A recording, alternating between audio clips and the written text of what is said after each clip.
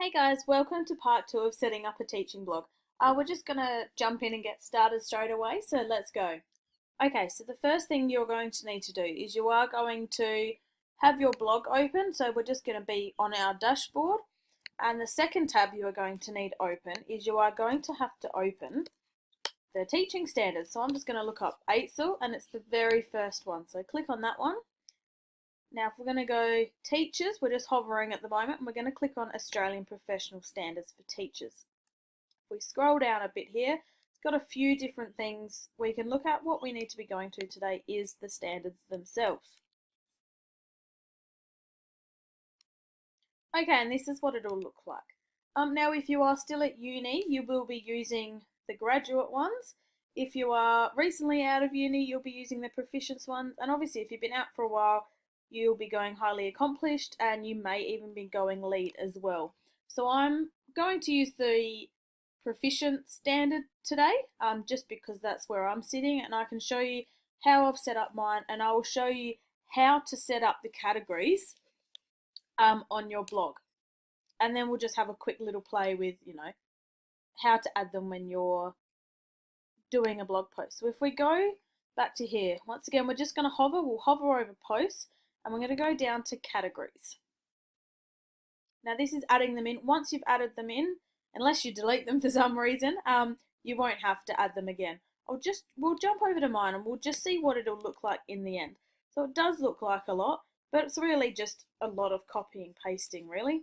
So obviously you can see I've got a lot there and I've got a few more pages as well. So this is what yours will look like in the end. So let's jump back over to here. So uncategorized, you never really use that one, it just comes with edgy blogs. So the first one we're going to do is we're obviously going to want to do standard 1, which is know the students in how they learn. So we're just going to copy that, and the name, you can call it standard 1 or you can just call it 1, and then paste the title, which is know students and how they learn. Now we don't need to be worrying about the parent for this one because this is the header. If you see up here, it's got the header and then it's got each of them broken down into their different areas. So this one we don't need to have a parent, and we can just go and add this category straight away, and there we are, you have your first category. Now for the second one, this is when we will be using the parent. So if we go back to the AITSL website and we're going to do standard 1.1. So you are going to copy and paste all of that and you are going to paste. Now obviously if you would like to shorten it, that's fine. I've just called mine characteristics to improve learning. Now that's just shortened it just so it's a bit nicer. So I'm just going to call mine that as well. Characteristics, what did I call it? Characteristics to improve learning. And that's going to be my title. Now the parent for this one, because this is standard 1.1, the standard sits under 1, so that's going to be our parent. And in the description, you just need to copy and paste whichever one you're sitting in. I'm going to do proficient, so we're just going to copy and paste that one,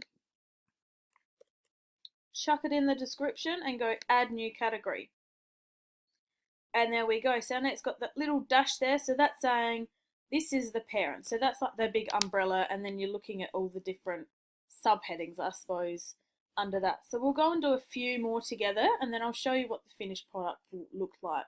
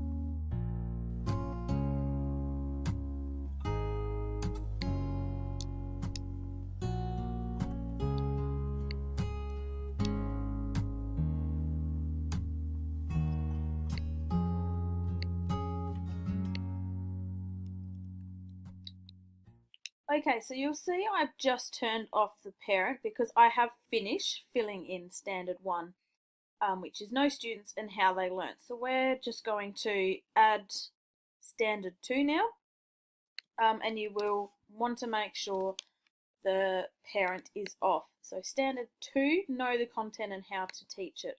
I've just called this one know the content, and then I've added the full description in the description itself.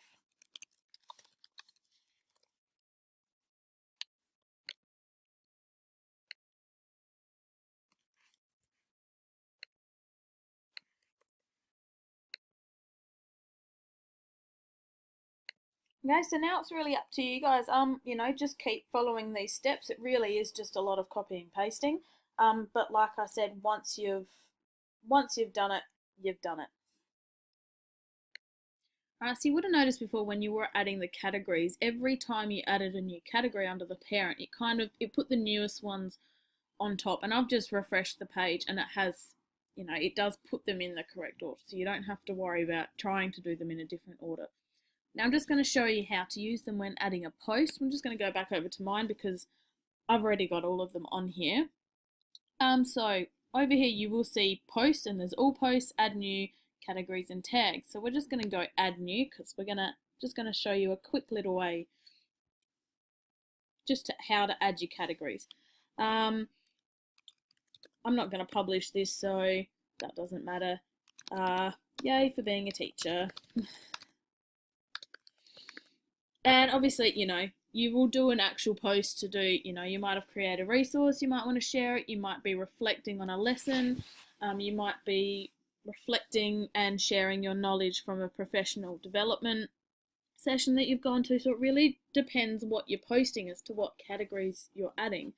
So if it is something to do with you've created something, that could fit under how students learn, characteristics to improve learning, differentiate. It could be Aboriginal and Torres Strait Islander strategies if you've got those children, also ones with disabilities. It could be fitting under know the content with strategies, content, curriculum, literacy and numeracy or ICT, depending what your lesson is. So it can fit under multiple ones, and you can tick, as many as you want. You can just keep ticking them till your heart's content until it fits with your blog post, and you can just keep going with that. Now on mine, I have also added some of the Australian curriculum. This is entirely up to you. So I'm just going to go back to the categories and I'll show you how I've added those. I can leave this page because I don't need to publish it. Now, so I do have 4 pages, so we're going to jump right to the end because I've only added these recently. Now, I reckon let's go back page 3. Hopefully, yep. So then that's the end of my standards. Now I've added the cross-curriculum priorities, which is the Aboriginal, Torres Strait Islander histories and cultures, Asia's and Australia engagement with Asia, and sustainability. So this one becomes the parent, and then these 3 sit under that parent. So the exact same process. This one has no parent. These 3 have the parent of cross-curriculum priorities. And then I've added the different curriculum areas as well. Obviously the arts has multiple ones, so I have added one for each of the arts. But it's entirely up to you if you do want to add the curriculum areas, and I've also added the general capabilities as well down the bottom here. Entirely up to you if you want to do that. It's the same process. So with general capabilities, you would create that category first, remembering that it has no parent, and then you go ahead and add all of the different subheadings, I suppose, under those general capabilities, making sure that literacy has the parent general capability and that numeracy has the parent general capabilities. So, just go and have a play. Add the categories in that you need. I definitely recommend adding the AITSL teacher standards because then you can use it as a portfolio and a way to document that you are meeting the standards. And then obviously if you just want to link it to the Australian curriculum as well, that is absolutely fine. Now I'll just go and show you my blog itself. depending on the theme you have, is depending where your categories will be. Now I've added a widget down the side, so mine will sit down the bottom. So that's all where my categories sit. So for example, well, what one should we go to? Let's go to this one, how students learn. If I click on this, I'm going to bring up everything that I've categorized with how students learn, standard 1.2. And it will bring up all of the posts that you've done in relation to that standard. So we'll just jump and just have a quick look at another one. Let's go look at one of the,